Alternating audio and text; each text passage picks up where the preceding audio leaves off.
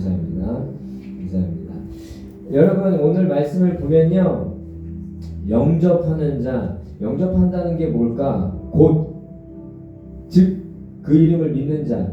그러니까 영접하는 건 예수 그리스도의 이름을 믿는 겁니다. 예수 그리스도의 이름을 믿는 자들에게는 하나님의 자녀가 되는 것이 권세래요. 하나님의 자녀가 되는 권세를 주셨대요. 제가 앞으로 얼마간인지 모르겠지만 주님이 저에게 마음을 주신다라고 믿고 믿을 때까지 저는 계속 이 하나님 아버지와의 관계에 있어서 계속 이야기를 하려고 합니다. 여러분들이 왜 계속 이런 얘기를 하나 뭐 말씀도 아닌 것 같고 뭐 이렇게 이해 뭐 생각 드실 수도 있고 그냥 뭐 다 아는 내용인데라고 이해되거나 뭐 들으실 수도 있겠지만 그 가운데 성령님께서 여러분들의 마음 가운데 조명하여 주셔서 이전보다 더 하나님 아빠와의 관계가 친밀해지고 더 깊어지시기를 바라요. 주님이 저한테 그런 마음을 주셨다고 저는 믿습니다. 하나님의 자녀가 되는 권세를 주셨대요. 하나님의 자녀가 되는 것이 권세인데 하나님의 자녀가 되면은 그 목사님이 갈라디아서 말씀 오늘 오전에 말씀하신 것처럼 유업을 받잖아요. 근데 그 아버지가 정한 기한이 있다고 하지만 근데 정한 기한이 있어도 유업은 유업대로 다 받잖아요. 그죠? 그쵸? 그쵸? 네. 그래서 하나님의 자녀가 되는 이 권세에 대해서 우리들이 좀 이해하고 알았으면 좋겠어요. 권세 하면 여러분들 무엇이 생각나시나요? 권세 많이 들어보셨나요? 영어로 흔히 제가 이렇게 유식한 척 표현을 authority이죠. 권세에 대해서 여러분들이 이해할 필요가 있어요. 제가 이거를 군대에 다녀오신 분들은 조금 이해해요. 백부장의 믿음을 예수님께서 이만한 믿음을 이스라엘에서 본 적이 없다라고 말씀을 하셨잖아요. 그 백부장이 군대에 있었기 때문에 이 어서리티에 대한 개념을 잘 이해하고 알았거든요. 여러분들도 알고 계실 거라 생각하지만 제가 조금 더 기억에 남도록 예를 하나 들도록 하겠습니다. 우리 유병준 목사님도 이제 군대에 다녀오셨고 저도 군대에 다녀왔죠. 우리 그리고 저희 담임 목사님이신 이준호 목사님은 해병대 다녀오셨잖아요. 아니에요? 취소? 네, 공군? 캔슬? 네, 잘못 알았어요. 제가 군대는요 이 명령 체계잖아요. 네. 예를 들어 탱크가 제 앞으로 이렇게 막 기기기기 온다고 한번 생각을 해보세요. 그럼 제가 딱 서 있으면 이 탱크를 내가 이렇게 딱 저지시키고 막을 힘은 나에게 없어요. 당연히 탱크가 힘이 더 크죠. 그렇죠? 그걸 파워라고 합니다. 힘은 없어요. 근데 안에 탱크를 운전하는 사람이 예를 들어 여러분들이 짝대기가 이렇게 두 개라고 하나라고 하고 제가 그 사람보다 계급이 더 높아요. 그러면 어때요? 저에게는 이거를 멈출 힘은 없어도 멈춰! 라고 하면은 그 안에 있는 탱크를 운전하는 그 군인은 어떻게 해야 돼요? 탱크를 멈춰야 돼요. 그게 어서리티예요. 이게 뭐냐면요, 나한테는 힘이 없어요. 나한테는 능력이 없어요. 나한테는 재능이 없어요. 나한테는 뭐 없어요. 사실 여러분들 뭐 없잖아요. 왜 여태까지 격하게 공감 안 하다 지금 이번에 격하게 공감을 해요? 하지만 중요한 건 여기서 끝나면 너무나도 슬프잖아요. 하지만 마태복음 28장 18절에서 20절 말씀에 예수님께서 뭐라고 하셨어요? 하늘과 땅에 있는 권세를 하나님 아버지께서 나한테 다 주셨대요. 그리고 예수님께서 어떻게 한다고요? 세상 끝날까지 너희와 항상 함께 있을 것이다. 그 예수님이 나와 어떻게 한다고요? 항상 함께 있겠다 말씀하셨어요. 그래서 저에게는 그 능력이 없는 거예요. 저에게는 그 권세가 없는 거예요. 어서리티가 없어요. 근데 나와 함께 하시는 그분께서 어서리티가 있기 때문에 나에게 어서리티가 있는 거예요. 그래서 여러분들 진짜 이미 이미 우리는 이 세상의 한복판 가운데 그 죄악된 세상 가운데 있지만 이미 승리하신 예수 그리스도의 그 복음 안에서 살아가시기를 바래요. 싸우는 그리스도인이 아니라 이미 승리하신 예수 그리스도의 그 십자가의 그 승리의 사건 위에서 여러분들이 그 권세와 능력을 누리는 여러분들이 되셨으면 좋겠어요. 그거랑 이거랑은 너무 달라요. 여러분들이 이미 싸우고 있다는 건 이미 졌다는 거예요. 사단이 두려우세요? 많은 분들이 영적인 세계를 보시면 어둠을 많이 보세요. 여러분 어둠 많이 보지 마시고 빛을 많이 보시기 바랍니다. 그 위조 지폐 감별사가 매일매일마다 수만 가지의 종류의 위조 지폐들이 나오잖아요. 근데 그거를 잡는 캐치하는 방법이 하나가 있대요. 뭔지 알아요? 위조 지폐의 유형들과 패턴을 보는 게 아니에요. 진짜 지폐만 보는 거예요. 진짜 지폐만 보면 위조 지폐가 뭔지 딱 알아요. 여러분들 어둠에 너무 집중하지 마시고요. 진짜인 진리이신 예수 그리스도께 집중하셨으면 좋겠어요. 나와 함께 하시는 그분에게 집중하셨으면 좋겠어요. 그럴 때 어떤 일이 일어날까요? 시편 91편과 같은 말씀들이 일어날 거라 믿습니다. 천만인이 내 오른쪽에 만명이 내 왼편에서 질병으로 쓰러져 죽지만 지존자의 은밀한 곳에 거하는 자는 어떻게 돼요? 해를 받지 않아요. 실제로 이스라엘 백성들이 출애굽할 때에도 그랬잖아요. 고센 땅에는 어땠어요? 네? 재앙이 아니겠잖아요. 이스라엘 백성들 가운데. 여러분들 2023년 경제적인 어려움이 엄청나게 온다라고 이야기들을 하잖아요. 사실 걱정되고 두렵기도 해요. 그리고 여러분들은 아직 본문 나가지도 않았어요. 지금 할 얘기가 아무튼 여러분들은 세상과 단절되어서 살아가지 마시고요. 세상에 지금 어떻게 흘러가는지 알아가셨으면 좋겠어요. 코로나 이후로 여러분 그레이트 리셋이든 뉴 노멀이든 여러분들 세상이 급박하게 변화가고 흐름이 쓰나미와 같이 몰려가는 세상의 흐름 가운데 있단 말이죠. 근데 물론 우리들이 진리 가운데 서고 주님 안에 바로 서야 되고 주님 앞에 시간 독대해야 되면 필요한데 우리 세대는요 세상이 지금 어떻게 되는지 때가 악하기 때문에 주님께서 행하시는 일들과 시즌의 분별이 필요하기 때문에 우리들은 여러분들 지금 시대 가운데 이루어지고 있는 일들에 있어서 여러분들 눈을 열고 귀를 여셨으면 좋겠어요. 그거 아니라 여러분 그냥 수도사처럼 저게 그냥 기도원이나 그냥 불에 들어가서 말씀 읽고 기도하고 주님이 우리 그렇게 안 부르셨어요. 마태복음 28장에 어떻게 됐어요? 가라고 하셨잖아요. 제자 삼으라고 하셨잖아요. 가야 돼요. 제자 삼아야 돼요. 근데 중요한 건 이 어소리티를 가진 자를 주님께서는 보내시고 그 자들이 주님께서는 그들을 통해 역사하십니다. 아멘이시죠? 그러기 위해 여러분들이 생각과 마음과 여러분들의 시각 그 다음에 기도의 간구들이 바뀌어졌으면 좋겠어요. 방언으로 기도하는 것도 좋은데 정말 믿음을 취해서 여러분들 앞당기셨으면 좋겠어요. 부흥을 위해서 기도하셨으면 좋겠어요. 잃어버린 영혼들이 주님께로 돌아오도록 기도하셨으면 좋겠어요. 치유가 일어나도록 기도하셨으면 좋겠어요. 귀신이 떠나가도록 기도하셨으면 좋겠어요. 선포하셔야죠 사실은. 네, 기도하세요. 기도하세요. 그리고 부르짖으세요. 그리고 어떻게 돼요? 나아가세요. 제발. 교회 안에만 있지 마시고요. 진짜 전쟁터는 교회가 아니에요. 여기서 임재 영광 중요하죠. 뚫어야죠. 여러분들 근데 진짜 본질적인 싸움은 세상이에요. 이미 세상은요.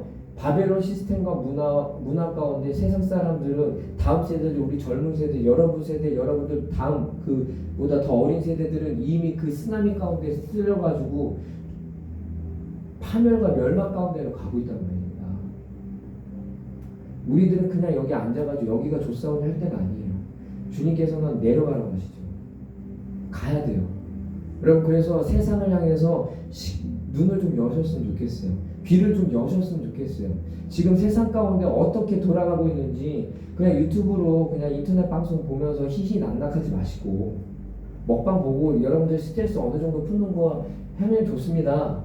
먹방도 뭐 게임을 하시는지 어떤지 모르겠지만 뭐 하실 수 있죠. 이해해요.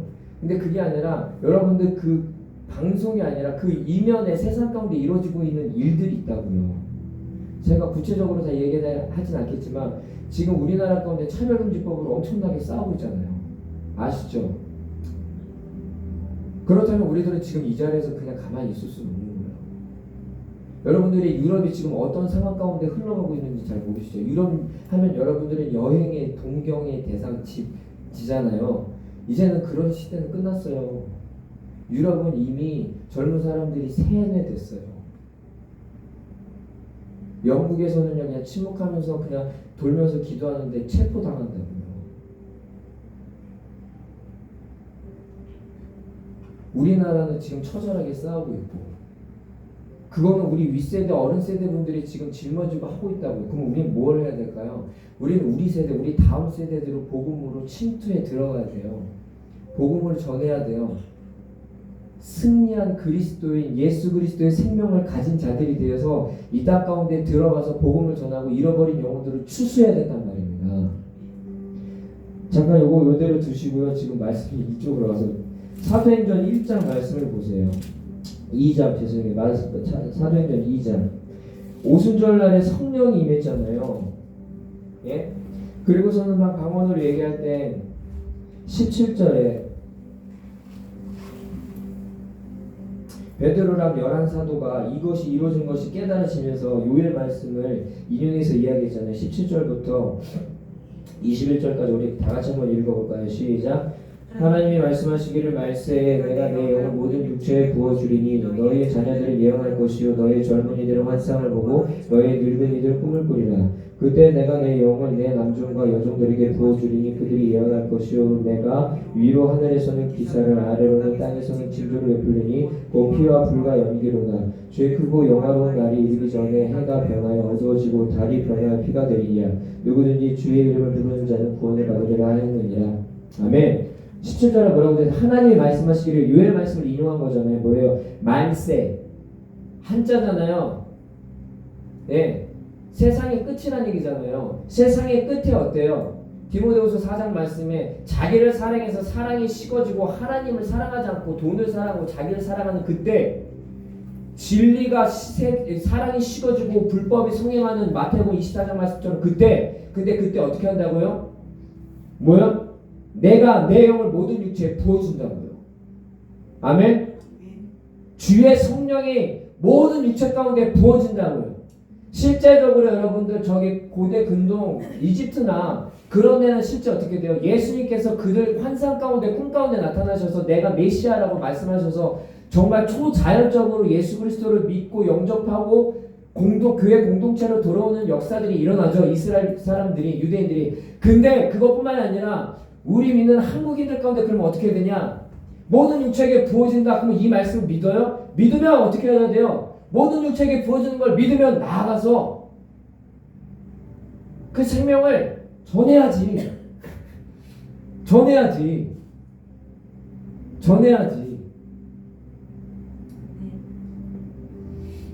모든 육체에 부어준다고 하셨는데 그래서 어떻게 되는데 너희 자녀들은 예언할 것이요.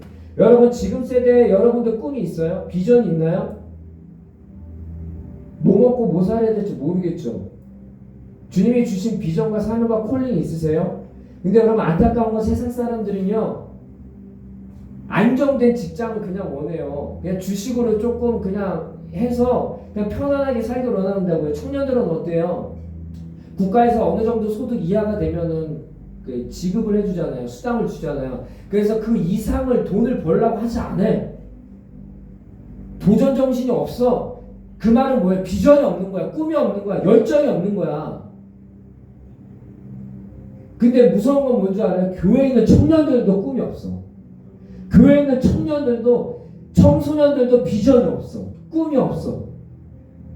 그냥 안정된 직장 가고 행복한 가정 이뤄서 어느 정도 수익 취하고 여행 다니고 그냥 주일날 교회에서 봉사하는 수준이야.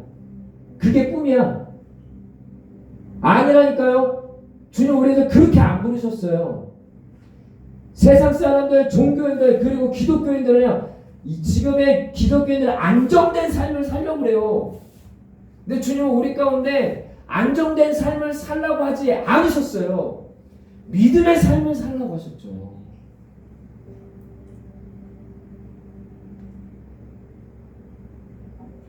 근데 모든 육체에게 주의 영이 부어지면 어떻게 된다고? 너희 자녀들은 예언한대요.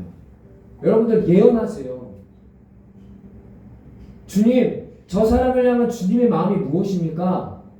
물으세요. 아니면 어때요? 틀리면 주님께 배우는 거지. 처음부터 잘하는 사람이 어디 있어요? 교회 안에 그런 것이 용납되어지고 격려되어지고 세워지고 하나 되어짐이 교회지. 틀리면 어떡하지? 틀려도 돼. 아니어도 돼. 가장 최고의 예언은 예전에 노성관 목사님께서 말씀하셨어요. 예수님께서 당신을 사랑하십니다.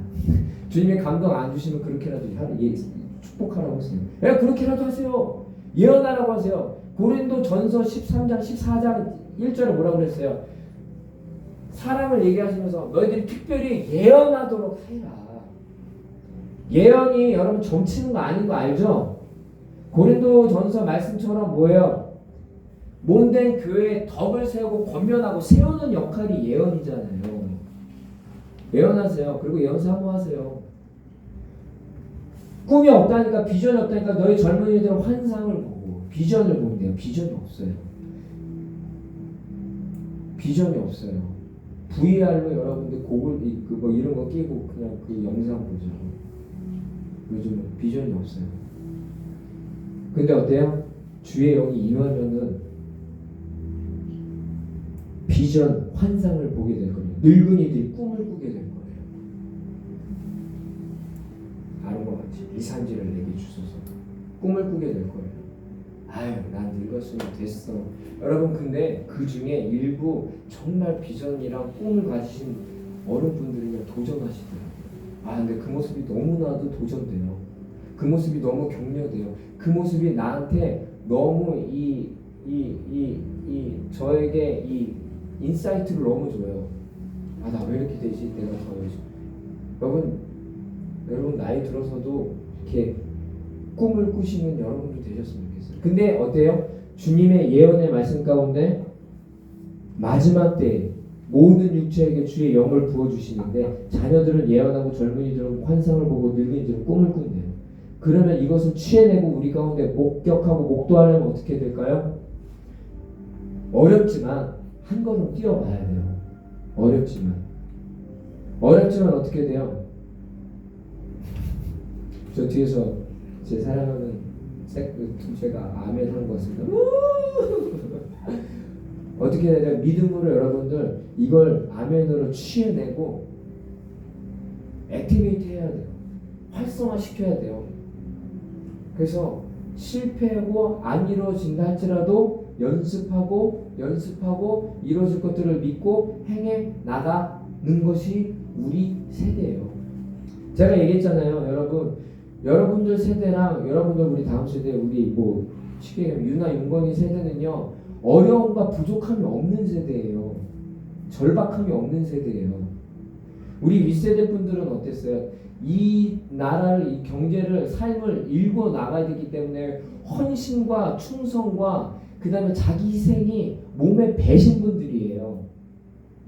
그의 은혜, 그의 은총, 혜택은 우리 누가 받고 있어요? 사실 우리가 받고 있는 거예요. 우리는 그런 절박함이 사실은 없어요. 근데 이 세대 가운데 주님께서 마지막 때 부흥을 주신다고 말씀을 하시잖아요. 모든 육체에게 주의 영을 부어주신다니까. 그럼 이 세대 가운데 어떻게 돼요? 살아계신 예수 그리스도가 그들 가운데 만나신 역사가 나타난다니까. 그거는 종교가 아니에요.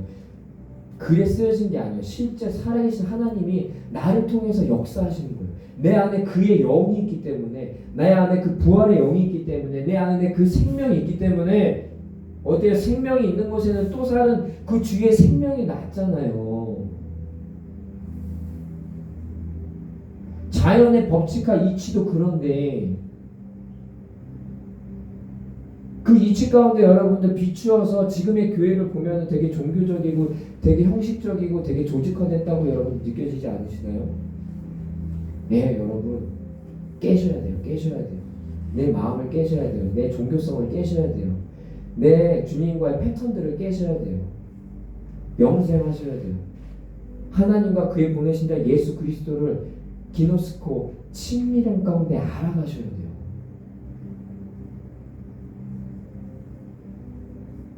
그때 내가 내 영을 내 남종과 여종들에게 부어주리니 그들이 예언할 것이요.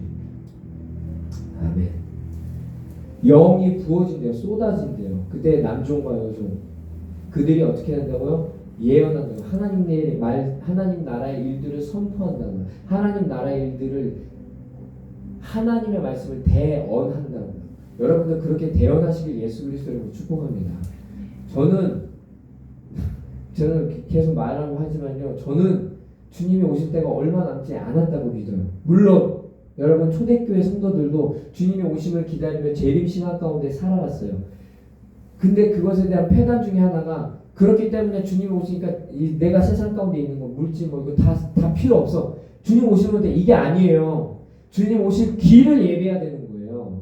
지금 있는 자리 가운데 내가 그래서 형통해야 돼요. 주님이 주신 유업을 주님이 주신 말씀들을 내 삶 가운데 성취하고 이뤄나가야 돼요. 너무 크죠? 미안해요.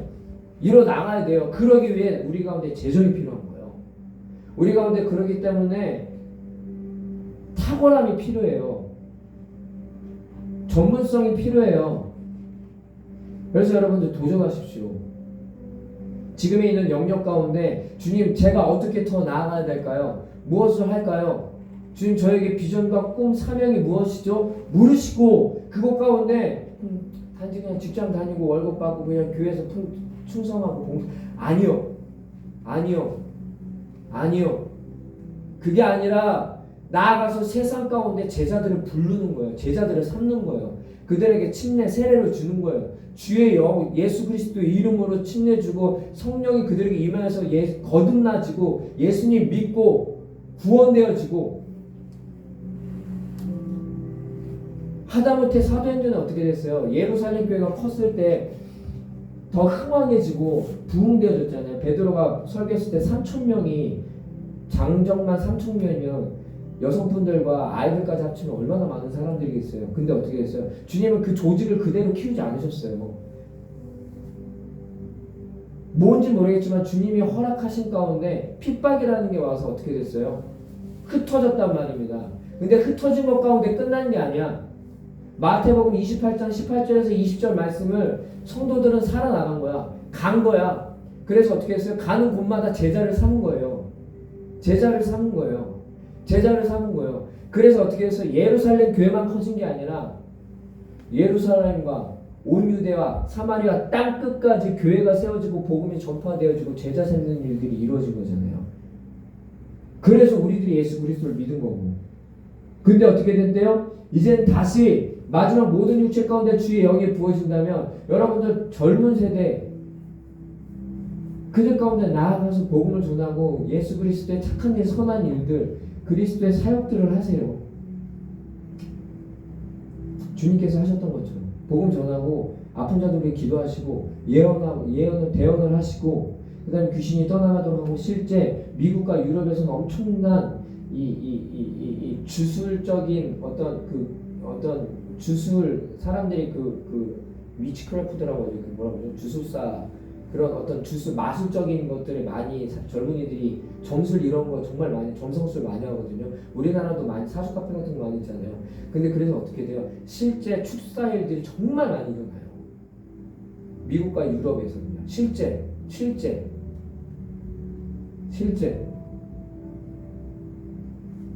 미디어랑 여러분들 보고 눈에 보는 게 이미 세상의 시스템과 이 사단적인 이미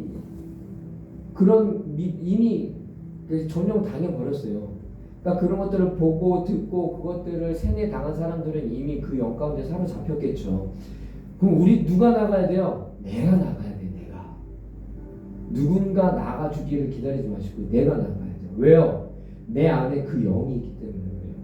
내 안에 그 생명이 있기 때문에 그래요. 내 안에 그분이 함께 하시기 때문에 그래요. 제가 뭘 해요? 아니라니까. 12제자 70명 예수님께서 파송하실 때 어땠어요? 자, 일로 와봐라. 치유 사역은 이렇게 하는 거다. 자, 이렇게 일로 와봐라. 축사 사역은 이렇게 하는 거다 하셨어요?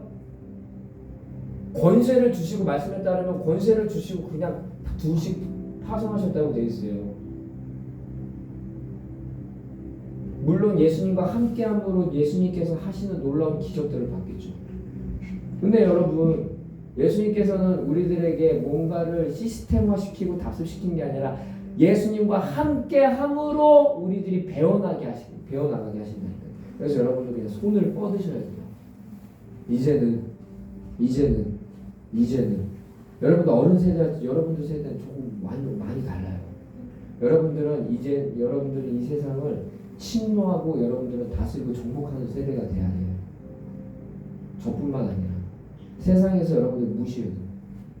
근데 부정할 수 없는 예수 그리스도의 생명이 나타나면 사람들이 부정할 수 없이 수긍한다니까요. 그게 생명 아니겠어요? 그게 복음 아니겠어요? 안준뱅이가 일어나 걸어요. 야, 너 누가 이렇게 낫겠냐? 안식일에 예수라는 사람이 낫겠는데요? 그가 누구냐?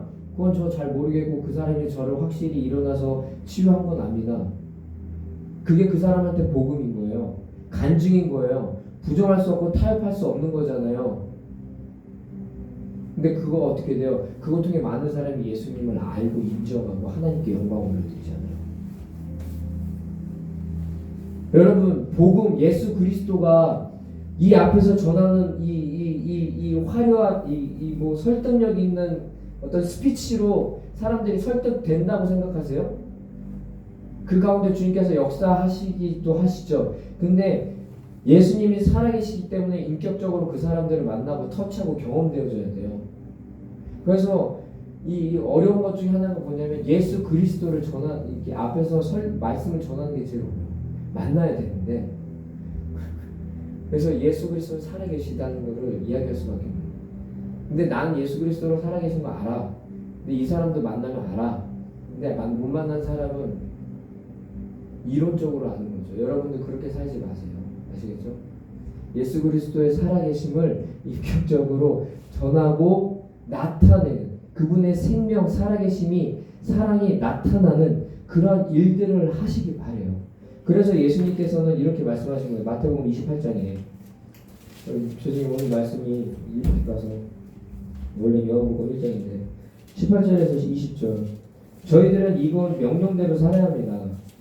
같이 읽어볼게요. 시작. 예수께서 나와 말씀하여 이르시되 하늘과 땅의 모든 권세를 내게 주셨으니 그러므로 너희는 가서 모든 민족을 제자로 삼아 아버지와 아들과 성령의 이름으로 세례를 베풀고 내가 너에게 분부한 모든 것을 가르쳐 지키게 하라. 올지어다 내가 세상 끝날까지 너희와 항상 함께 있으리라 하시니라. 아멘. 어떻게 했다고요? 하늘과 땅에는 권세를 내게 주셨으니 그러므로 너희는 어떻게 하라고요? 가래요. 여러분들 가셔야 됩니다. 교회 안에만 있지 마세요. 가세요. 가셔서 어떻게 해야 되고 제자 삼으셔야 돼요. 제자를 삼으셔야 됩니다.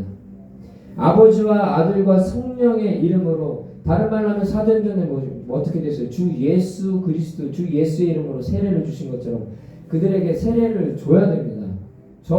저희 교회 법이나 저희 나라에 그게 좀 그렇다면 목사님이나 누구를 부르세요. 저를 부르세요.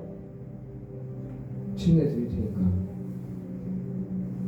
가르쳐 지키게 하라. 보라, 내가 세상 끝날까지 너희와 항상 함께 있으리라. 아멘. 여러분, 우리는 그래서 가야 되는 세대예요. 가야 되는 세대입니다. 그렇다고 교회와 빠이빠이 하고 딴 데 가지 마시고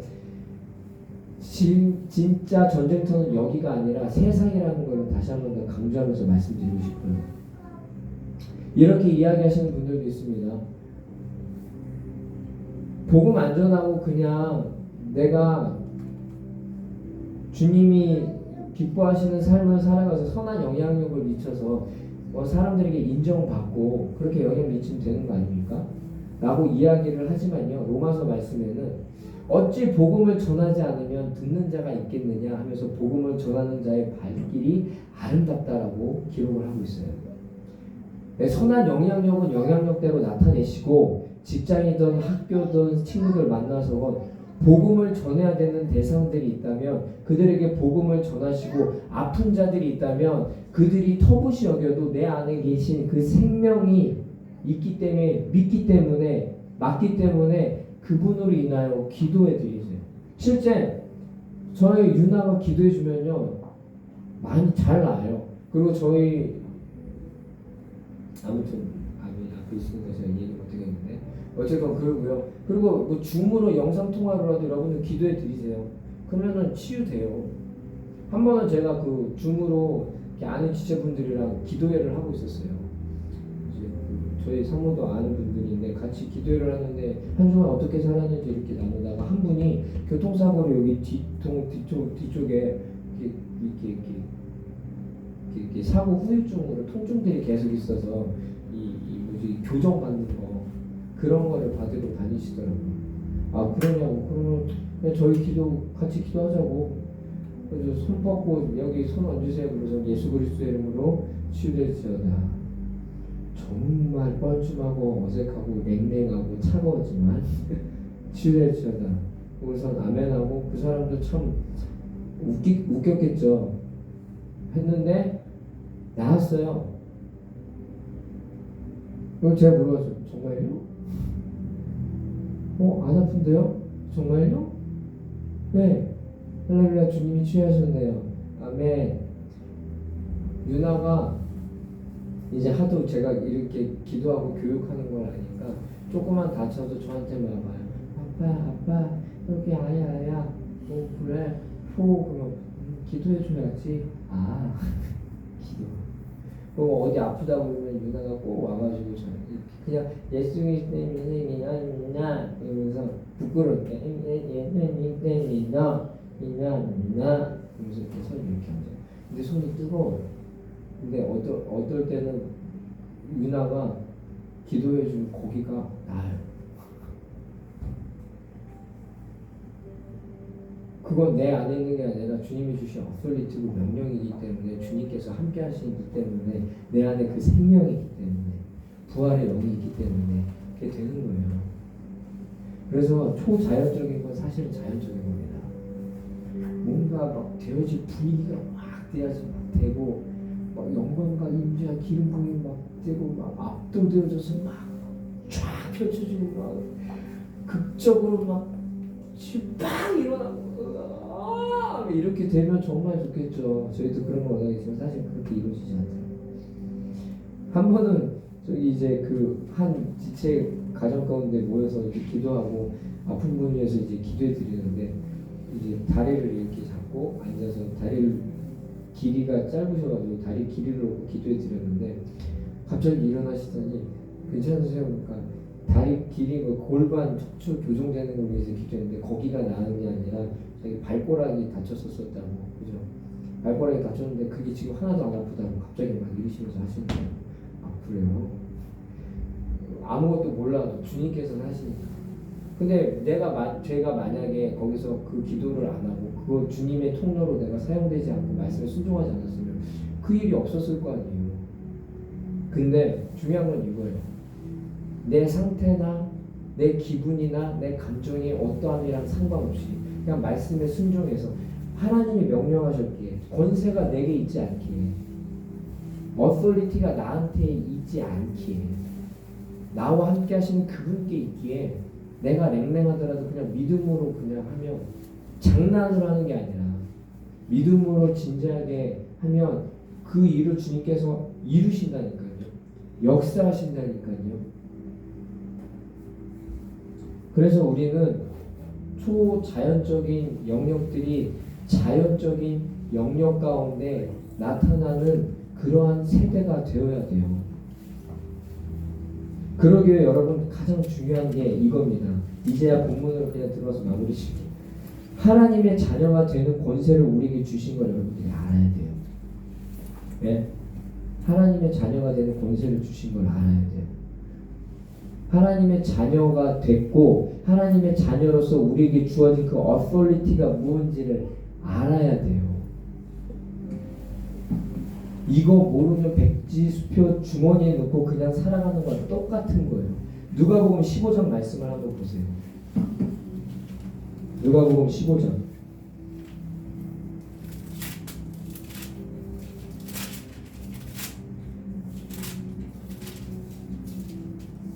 11절부터 우리 시간이 조금 많이 지났으니까 빠른 속도로 우리 읽도록 하겠습니다. 제가 한 절, 여러분들의 한 절, 32절을 같이 읽을게요. 다 아는 말씀이지만 그래도 한번 같이 읽어볼게요. 제가 먼저 읽겠습니다. 11절. 또 이르시되 어떤 사람에게 두 아들이 있는데 둘째가 아버지에게 말하되 아버지여 제 생중에서 내게 들어온 빛을 내게 주사 하였지만 아버지가 그 자리를 각각 나누셨다. 그 후 며칠이 안 되어 둘째 아들이 재물을 다 모아가지고 먼 나라에 가 거기서 허랑방탕하여 그 재산을 낭비하더니 아버지는 그 나라에 크게 있는 병을 들여서 공부했지. 가서 그 나라 백성 중 한 사람에게 붙여사니 그가 그를 들로 보내어 돼지를 치게 하였는데 이에 스스로 돌이켜 이르되 내 아버지에게는 양식이 풍족한 품꾼이 얼마나 많은가. 나는 여기서 줄여 죽는구나. 내가 일어나 아버지께 가서 이르기를 아버지께 죄를 졌사오니 지금부터는 아버지 아들의 레이커름을 감당하지 못하겠나이다. 나를 품꾼의 하나로 보소서 하리라 하고 이에 일어나서 아버지께로 돌아가니라. 아직도 거리가 먼데 아버지가 그를 고치는지 여겨달라고 보고라고 입을 맞추니 아들이 이르되 아버지 내가 하늘과 아버지께 죄를 지었사오니 지금부터는 아버지 아들의 레이커름을 감당하지 못하겠나이다 하나 아버지는 종들에게 이르되 죄 좀 수레에다 입히고 손에 가락지를 끼우고 발에 발에 싱싱 싱싱 그리고 살찐 송아지를 끌어다가 잡으라. 우리가 먹고 즐기자. 이 내가 이를 죽었다가 던져놨으면 내가 일어나다가 다시 그들이 즐거워하더라. 마다들은 밭에 있다가 돌아와 집에 가까이 왔을 때 풍악과 춤추는 소리를 듣고 한 춤을 불러 이 무슨 일인가 본데 대답하되 당신의 동생이 돌아왔음에 당신의 아버지가 건강한 그를 다시 맞아들이게 됨으로 인하여 살찐 송아지를 잡았나이다 하니 그가 너의 이름을 오전하지 아니하거늘 아버지가 나와셨다네. 아버지께 대답하여 이르되 내가 여러 해 아버지를 섬겨 명을 어김이 없거늘 내게는 염소 새끼라도 주어 나와 내 곁으로 즐기게 하신 일 없더니 아버지의 살림을 청년과 함께 쫓겨버린 이 아들이 돌아오매 이를 위하여 살찐 송아지를 잡으셨나이다. 아버지가 이르되 예 너는 항상 나와 함께 있으니 내 것이 다 내 것이로되 같이 읽읍시다. 시작. 이 내 동생은 죽었다가 살아났으며 내가 잃었다가 얻었기로 우리가 즐거워하고 기뻐하는 것이 마땅하다 하니라. 아멘. 여러분 잘 아는 말씀이에요. 잃어버린 탕자에 대한 비유죠. 알죠? 둘째 아들이 감히 아버지가 살아계신데 재산의 반을 요구해서 그 재산 가지고 세상 나가서 호랑방탕하게 생활하잖아요. 그리고서는 먹을 것이 없어서 쥐업 열매라도 겨우 먹고 있던 그때 시뮬레이션을 돌리잖아요. 아버지한테 돌아가면 이것보다 낫다. 그냥 종으로 살자. 그래서 돌아가는 길 어떻게 돼요? 시뮬레이션 돌려서 내가 아버지한테 어떻게 이야기할까? 아버지한테 어떻게 이야기할까? 아버지한테 대성통곡할까? 무릎 꿇을까? 가슴을 찢을까? 머리를 아니면 막 이렇게 불쌍한 척을 할까? 뭐 여러 가지 생각들을 했을 거 아니에요.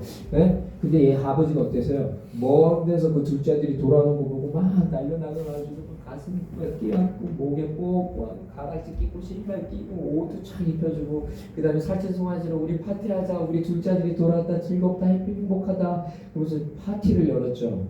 네.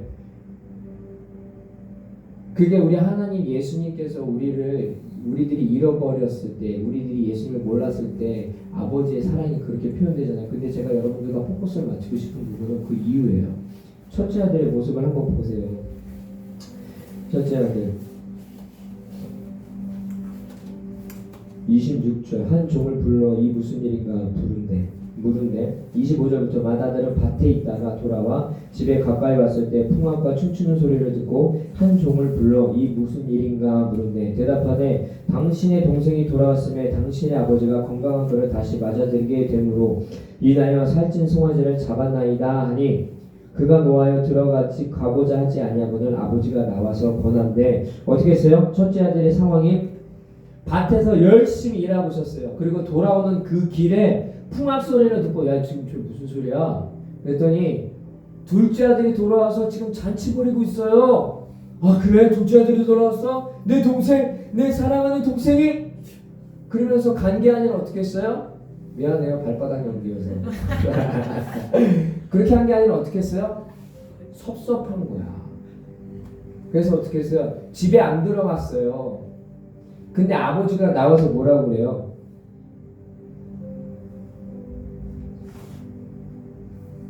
(29절에) 아버지께 대답하여 이르되 여기가 이 위군요. 그가 노아 28절에 노아에 들어가고자 아니하거늘 아버지가 나와서 권한대. 심지어 아버지께서 나와서 권했어요. 근데 29절에 이 첫째 아들이 이렇게 얘기를 했어요. 30절까지 같이 읽읍시다. 천천히 시작. 아버지께 대답하여 이르되 내가 여러 해 아버지를 섬겨 명을 어김이 없거늘 내게는 염소 새끼라도 주어 나와 내 벗으로 즐기게 하신 일이 없더니 아버지의 살림을 창녀들과 함께 삼켜버린 이 아들이 돌아오매 이를 위하여 살찐 송아지를 잡으셨나이다. 첫째 아들이 섭섭한 거야. 첫째 아들이 토라졌어요. 그 이유인 즉슨 뭐예요? 여러 해 동안 아버지를 섬겼대요. 그리고 뭐라고 표현해요? 명을 어김이 없대요. 한 번도 아버지의 말씀을 안 들어본 적이 없어. 착한 아이 컴플렉스 안 들어본 적이 없어. 근데 나한테 염소 새끼 한 마리도 안 주셨잖아요. 이 얘기한 거예요.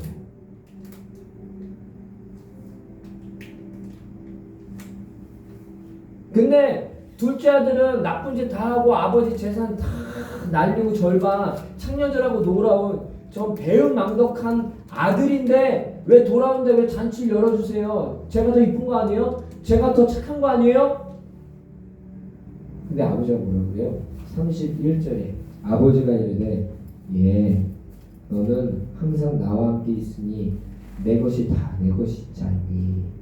이게 아버지 말씀이셨어요. 아버지는 의아한 거야. 아들아 너 나와 함께 있지 않니? 내게 다 네 건데?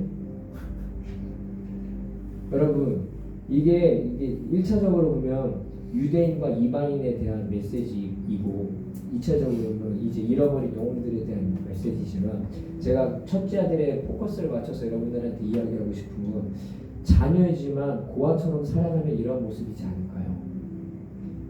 예수 그리스도께서 나와 함께 하셔. 하늘과 땅에 있는 모든 권세가 그분께 있어. 알아요. 너무 귀에 딱지듯도록 들었어요. 제자 삼으라는 얘기도 너무 딱지듯도록 들었어요. 알아요. 너무 많은 말씀 들었어요. 인터넷에 다 나와요. 그쵸? 근데 여러분들의 삶 가운데 첫째 아들처럼 살아가지 않나요? 정말 아버지를 위해서 섬기면서 열심히 살아갔어. 명을 어긴 일도 한 번도 없어. 마치 종처럼. 첫째 아들인데 종처럼 살아간 거야. 맞잖아요. 무늬만 아들이고 명분만 아들이지 삶은 어떤 거예요? 그의 마음의 상태는 아버지의 명을 어길까 두려운 거예요.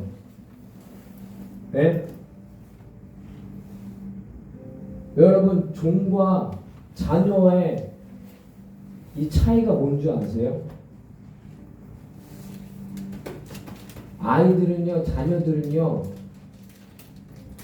버림받을까 두려워하지 않아요. 혼날 수는 있죠. 무서울 수는 있죠. 틀릴 수는 있죠. 틀리지 않으려고 하겠죠. 근데 버림받을까 두려워하진 않아요. 근데 종은요, 틀리면 버림받을까 두려워해요. 그게 세상의 시스템이에요. 직장도 그러잖아요. 잘릴까 두려워하잖아요. 언제 내가 명퇴 당할까. 지금 대기업에서는 지금 막 임원들, 이사들 막 다 잘리고 있다는데 아마존도 그러고 후루루루 되고 있대잖아요. 세상의 시스템은 그러잖아요. 언제 잘릴까 몰라요. 그게 종의 시스템이에요. 근데 이 첫째 아들은 아들임에도 불구하고 아버지와 함께 있어서 아버지의 것이 다 그 자신의 것임을 알임에도 불구하고 그걸 한 번도 누려본 적이 없어. 얼마나 불쌍한 인생이에요. 백지수표가 내 주머니에 있는데 한 번도 백지수표에 금액 써본 적이 없는 거야. 진짜 막 믿음을 취해가지고 100원 한 번 써봤겠지. 근데 우리 아버지가 그런 분이세요.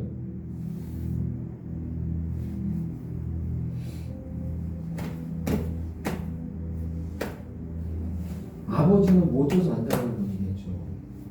심지어 우리에게 그 사랑을 확증시키기 위해서 어떻게 하셨어요? 그의 아들인 예수 그리스도를 우리에게 보내주신 분인데 이미 전부를 다 주신 분이 우리에게 그 전부를 다 안 주시겠어요? 물론 목사님 말씀처럼 유업을 이을지 않고 장성한 분량까지 이뤄야 되겠죠. 근데 난 이미 이루어지지 않았어. 난 아직 아니야. 난 아직. 그거는 교만이에요. 그 분량은 주님이 아시는 거지. 우리는 요구하는 거지. 우리는 취해내는 거지. 우리는 믿고 나아가는 거지. 그래서 훈련받고 배우고 도전하는 거예요. 할렐루야? 아멘이신가요? 만약에 탱크가 와요. 근데 내가 상사여서 그 어서리티를 모르고 그냥 막으려고 낑낑낑 대면 내 힘으로 인해서 내가 힘들어요. 결국은 난 져요. 사단이 그렇다니까요. 사단은 속이는 거예요. 로마서 말씀 한번 보세요. 로마서 8장. 로마서 8장 14절 15절 같이 읽읍시다. 로마서 8장 14절 15절 같이 읽읍시다. 시작. 무릇 하나님의 영으로 인도함을 받는 사람 곧 하나님의 아들이라. 너희는 다시 무서워하는 종의 영을 받지 아니하고 양자 영을 받았으므로 우리가 아빠 아버지라고 부르짖느니라. 아멘. 하나님의 자녀가 됐어요. 정확히 얘기하면 여기 따르면 양자 삼문 받은 거죠. 그러니까 자녀가 된 거예요. 근데 여기는 두 가지 대립되는 걸 이야기했어요. 뭐예요? 종의 영과 양자 영이에요. 자녀의 영이에요. 우리들은 양자로 삼은 바 됐어요. 근데 반대되어지는 게 뭐예요? 종의 영이에요. 종은요 두려워해요. 종은요 무서워해요. 종은요 버림받을까 걱정한다니까요. 그래서 주인의 명령을 지켜야만 하는 거예요. 물론 우리는 하나님의 종들입니다. 근데 또한 한편으로 우리들의 정체성은 어때요? 하나님의 자녀예요. 양자 삼아 주셨어요. 그건요 하나님과의 인격적인 관계를 이야기하는 거예요. 주인과 종의 관계를 뛰어넘는 거라고요. 그러한 자들은 주님이 주신 그 어소리티를 충분히 사용한다니까요. 없어도 괜찮아요. 지금 안 나타나도 괜찮아요. 앞으로 나타날 거니까. 그래서 한다니까요. 여러분들 그런 세대가 돼야 돼요. 여러분들 그런 자들이에요. 사실은 종교적인 시스템이 아니라. 그래서 여러분 자녀로서 하나님 아버지와의 관계에 있어서 가장 중요한 게 무엇이냐? 사랑이잖아요. 근데 그 사랑에 반대되어지는 게 뭔 줄 아세요? 사랑에 반대되어지는 게 성경에는 제가 본 거에 의하면 두 가지 정도로 제가 이해할 수 있어요. 첫 번째는요, 무관심이에요. 디모데후서 마지막 때에 일어나는 것들을 통해서 사람들이 자기를 사랑하기 때문에 상대방이나 하나님에 대한 관심이 없어요. 그러니까 질투나 미워하는 게 아니라 차라리 미워하면요 감정을 표현하는 거니까 그거를 뭐 그 사람이 의사 표현을 알기 때문에 잘 조율하거나 이야기하거나 풀 수는 있잖아요. 근데 아예 관심이 없으면 이거 어떻게 안 돼요. 근데 놀라운 거 무서운 거 뭐냐면요 예배 가운데도 믿는 성도들이 주님께 무관심해요. 왜 무관심한 줄 알아요? 이 마지막 때 현상들 가운데 하나는 자기를 사랑하니까. 근데 두 번째 있어요. 두 번째는 뭐냐면 두려움이에요. 두려움. 요한일서 말씀 한번 보세요.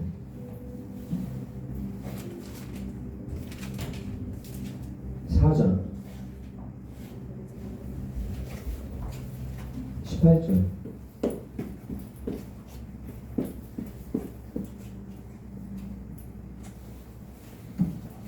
같이 읽읍시다. 시작. 사랑 안에 두려움이 없고 온전한 사랑이 두려움을 내쫓나니 두려움에는 형벌이 있습니다. 두려워하는 자는 사랑 안에서 온전히 이루지 못하였느니라. 아멘.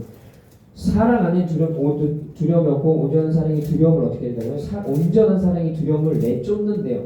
그 말을 반대로 하면 온전한 사랑 가운데 두려움이 작용되어지면 온전한 사랑이 이렇게 쫓긴 바 된다는 얘기예요.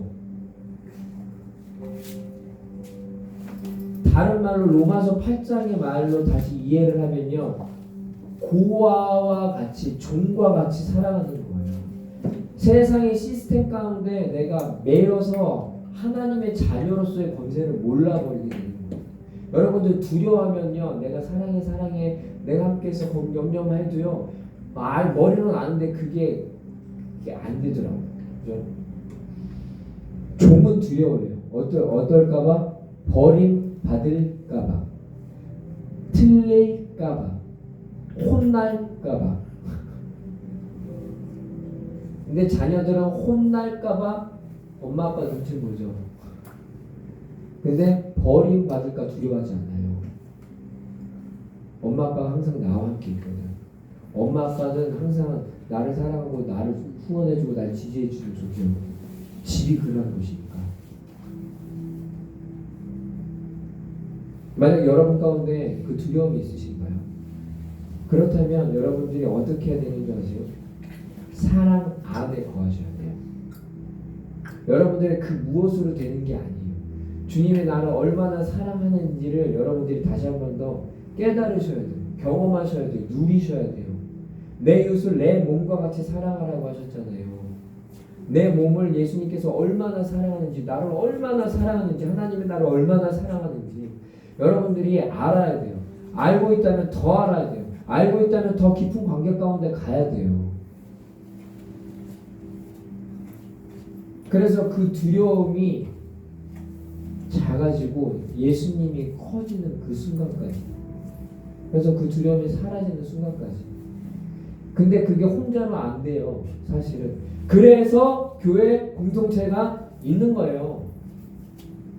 여러분, 그래서 여러분들의 연약함은 여러분들 안에만 이렇게 꽁꽁꽁 하지 마시고요. 같이 나누시고 격려하시고 위로하시고 기도해 주시고 예언해 주시고 덕을 세워 주세요. 사랑해 주세요. 교회가 그게 되어야 돼요.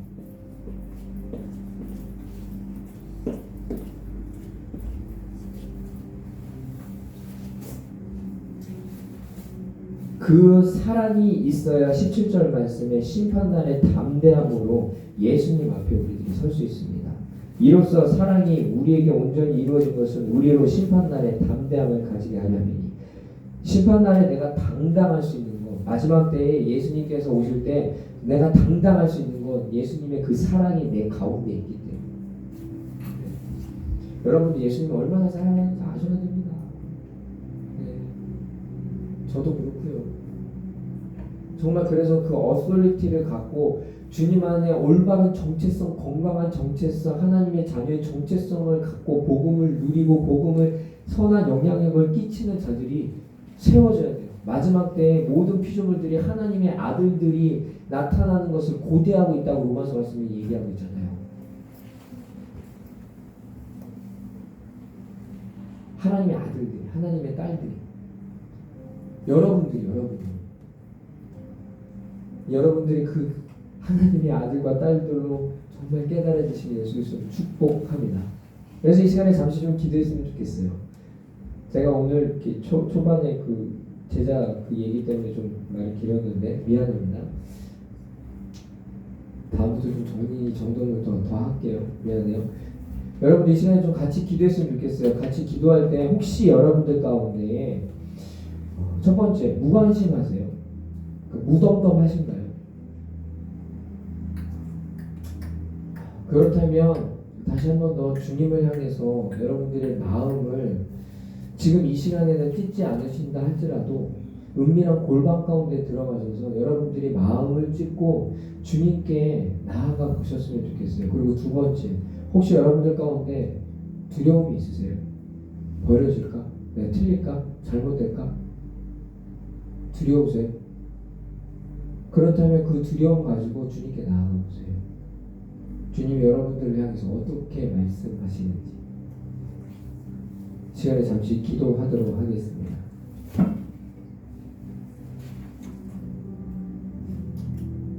사랑의 하나님 아버지 감사합니다. 이 시간 우리들의 영의 눈을 열어주시고 영의 귀를 열어주시고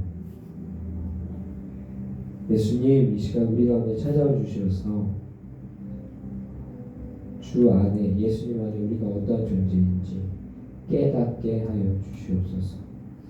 하나님의 자녀로서 우리에게 주어진 권세와 그 능력들이 무엇인지 알게 하여 주시옵소서.